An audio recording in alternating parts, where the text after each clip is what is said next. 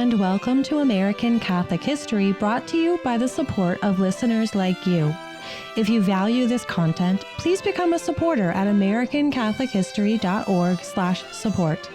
I'm Noëlle Crowe. And I'm Tom Crowe. Once again, a word of thanks to our supporters. Thank you to everyone who has supported our work. Yes, thank you sincerely. If you've enjoyed these episodes, if you've learned something, if you've been inspired or edified, please consider joining our supporters. You can learn about our support tiers at americancatholichistory.org/support. The lowest is just $5 each month. But for more each month, you'll get extra perks. Also, thank you for your very kind reviews and 5-star ratings. Like the latest review we received, Father Mark commented, "Thank you for letting people know our rich Catholic history." And Kenny Liz, who wrote, "So much we don't know about how Catholics helped shape our country. Thanks for great stories." Keep the reviews coming, and the 5-star ratings, they help others find us. So, that said, on with the show. Today we're talking about a number of things pertaining to desegregation in Florida, racism, anti-Catholicism, and the dramatic arrest of 3 sisters of St. Joseph in 1916. Yeah, this episode started out with looking into why those 3 sisters were arrested, but so many different threads kind of came together that this became somewhat of a survey episode. We're going to talk about anti-Catholics and racists in the Florida state government, and also some heroic sisters, bishops, and even some Protestants. And it all comes together as a story of how Catholics and a number of non-Catholics defending the dignity of all persons helped to end segregation. So let's set it up. We're talking about Florida, and we're starting in the second half of the 19th century. Yes, after the Civil War. The 13th and the 14th Amendments have ended slavery and given citizenship to all former slaves. But the struggle continued to ensure equal protection under the law and to end all efforts to make life just miserable for blacks through unjust laws like Jim Crow. Some organizations did lots to help improve the quality of life and opportunity for blacks. Chief among these organizations was the American Missionary Association and the Catholic Church. The American Missionary Association, or the AMA, had been an active abolitionist group for a while. It was made up of Protestants, mostly Presbyterians, and in the later portion of the 19th century, they opened schools for the children and grandchildren of freed slaves. One of these schools, the Orange Park Normal and Industrial School, opened in 1891 just south of Jacksonville. Orange Park offered a truly great education, and since it was the only school of quality nearby, white families eventually began to enroll their children also. This made it the only integrated school in the entire state at the time. But the AMA wasn't the only organization educating black students. Beginning back in 1867, real soon after the Civil War ended, the Catholic Church erected many schools for black students in various parts of Florida, from Key West up to St. Augustine and in points more west. These schools were the work of the Sisters of St. Joseph. The Sisters of St. Joseph is a French order founded in Le Puy-en-Velay in 1650 with a charism to teach the poor and underprivileged. Well, black children in the American South in the 1860s certainly fit that bill. So when they were asked to cross the Atlantic, they readily did so. Yeah, a quick history of the organization of the church at this time. Florida had become a state in 1845. The territory was initially divided between the Diocese of Savannah, which had the peninsula and the northern Florida area up to the Apalachicola River, and the Diocese of Mobile, which had the western portion in the Panhandle. In 1857, the Savannah portion became an apostolic vicariate, which is basically the last step before becoming a diocese in its own right.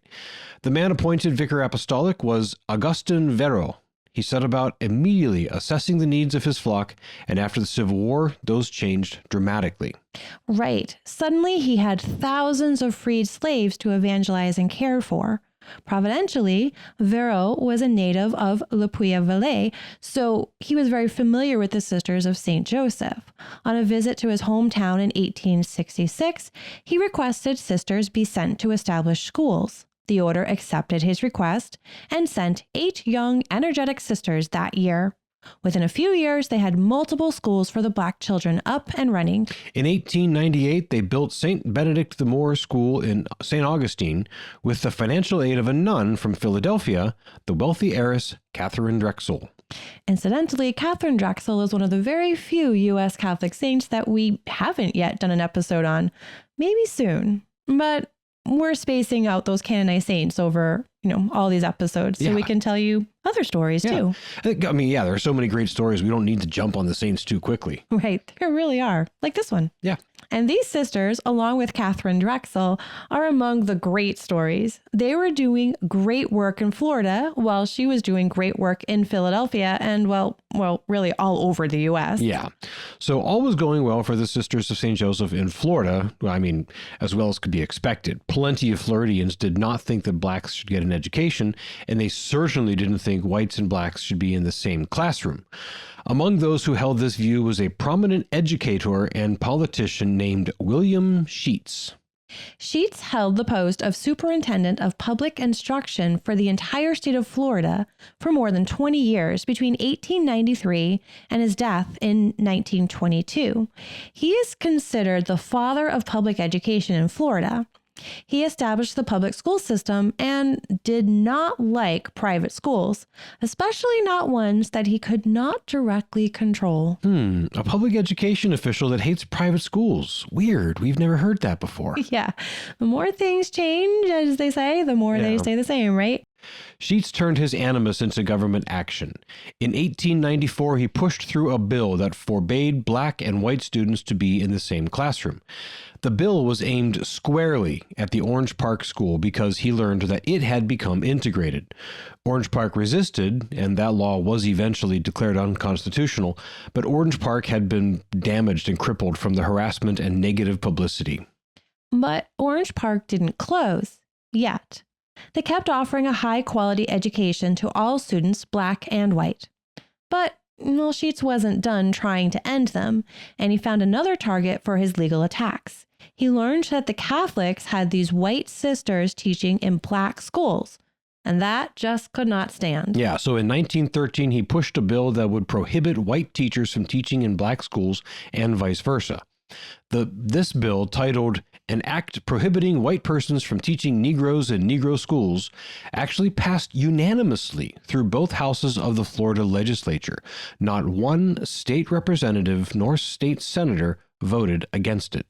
And this bill became law on June 7th, 1913. And that was the end of the road for the Orange Park School. Yeah, the leaders there just didn't have enough fight left to resist this new assault. Orange Park Normal and Industrial School closed that year. But Sheets didn't have the same success when he took on the Sisters of St. Joseph and the Bishops of St. Augustine. No.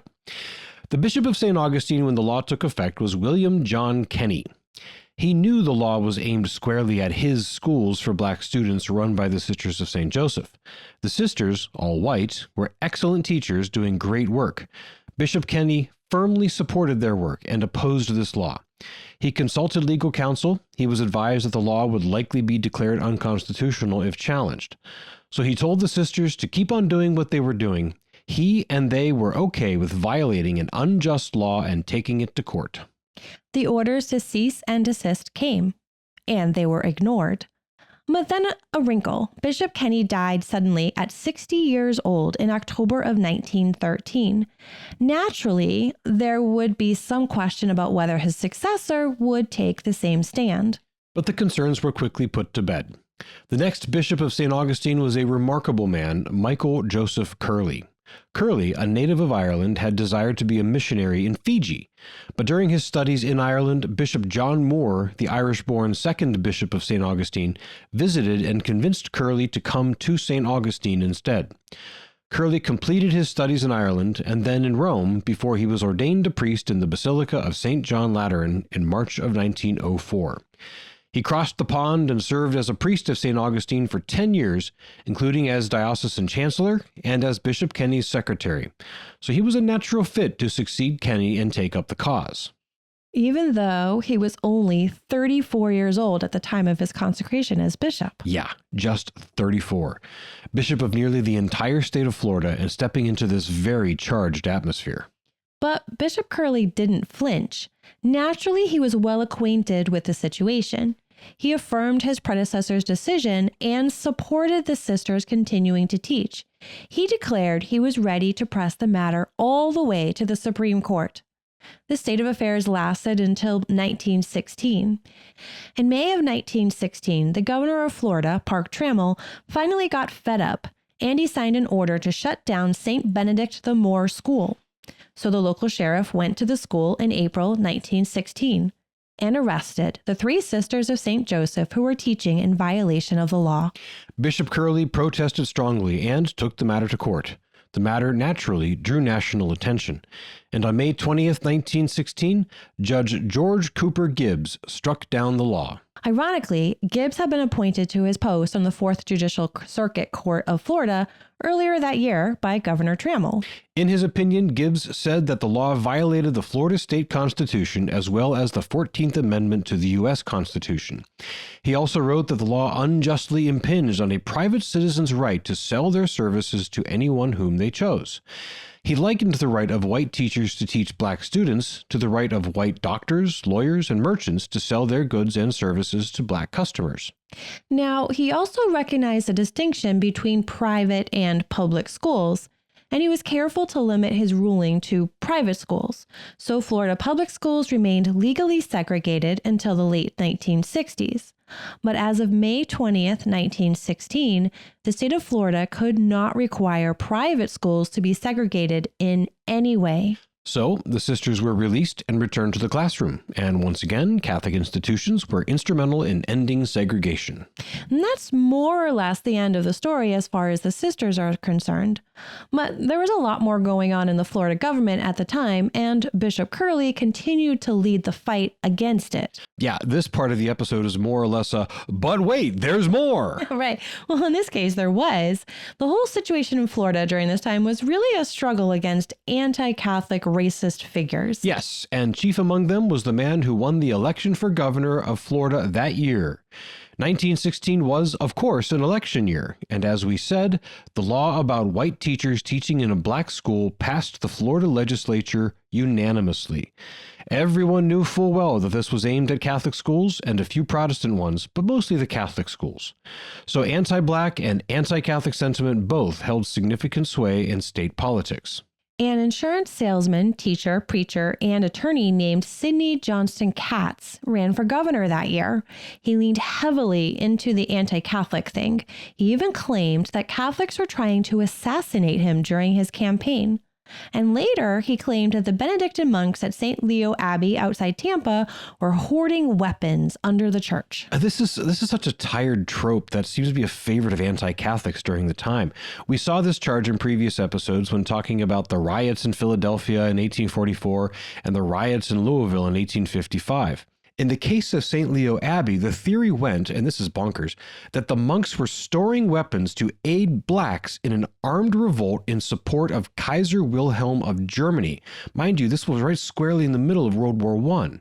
Then, when the revolt was successful, Pope Benedict XV, with the Kaiser's aid, would move the Vatican to Pasco County, Florida, and after that, the Pope would close all the Protestant churches in the state.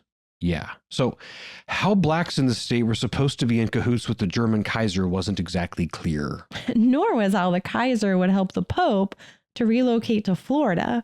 Since the Kaiser wasn't Catholic and Pope Benedict XV was Italian, not German. Yeah, Pope Benedict XV's name at birth was Giacomo della Chiesa. If he were German, that would have been more like Jakob der Kirche. But anyhow, never let an absence of facts or sense get in the way of a good conspiracy theory. Right, especially not one that helps you politically. Oh, of course. And it did help him politically, even if he had to backtrack a bit. Yes, plenty of Protestant leaders knew that the theory was hogwash. The abbot of St. Leo penned a number of compelling replies to the charges. Protestant leaders made a point to denounce the theory and to be seen in public with prominent Catholics. Katz, once governor, was forced to ratchet down the rhetoric, but he didn't stop relying on anti-Catholicism to win support. In fact, in 1917, he worked to pass a law mandating state inspections of Catholic convents. Once again, Bishop Curley opposed this law, stating point blank that he and his congregations would not comply. That one died in legislature. Also, during Bishop Curley's tenure in St. Augustine, the Ku Klux Klan reemerged and became a powerful force in Florida. Bishop Curley worked tirelessly to educate Floridians on the evils of that organization. Curley would remain Bishop of St. Augustine until 1921 when he was named Archbishop of Baltimore. Florida's public schools would remain segregated until 1968. That same year, due to a number of factors, including the desegregation of the public schools, St. Benedict the Moor School closed. But the work of the Sisters of St. Joseph has spread far and wide. They are still at it. Nowadays, the United States is blanketed with communities of the Sisters of St. Joseph. They still engage in education, but they also now operate hospitals and homes for the elderly and infirm. They count more than 4,000 sisters in 16 congregations from coast to coast. But that period, in April and May of 1916, may well be one of the most dramatic episodes in the history of the Sisters of St. Joseph in the United States. The state said, "Stop educating Black children." The sisters, with the support of their bishop, refused to comply, so the state arrested them. Eventually, justice won. The good work of good Catholic education continued, and the segregationist mindset lost a little more power. This has been American Catholic History. If you enjoy American Catholic History, please become a supporter. We've got great perks for supporters. Get information on how to become a supporter and all of our perks at americancatholichistory.org/support. Also, on our website, sign up for our newsletter, learn more about the Sisters of St. Joseph, Archbishop Michael Curley, and or the history of desegregation in Florida. Plus, see about our upcoming pilgrimages, like our pilgrimage in August to the Kentucky Holy Land and Bourbon Country. Still have some space, and the deadline to sign up is approaching. June 11th. And find out about other great stories from American Catholic history. We also love the great reviews our listeners leave. Those and the 5-star ratings help others find us. You can email us feedback, questions, tips for episodes, topics, or other comments at feedback@americancatholichistory.org. You can find us on Facebook at facebook.com/American Catholic History, on Instagram at ACH_podcast, and follow us on Twitter at ACH1513. I'm Noëlle Crowe. And I'm Tom Crowe. Thank you once again for joining us on American Catholic History, made possible by listeners like you.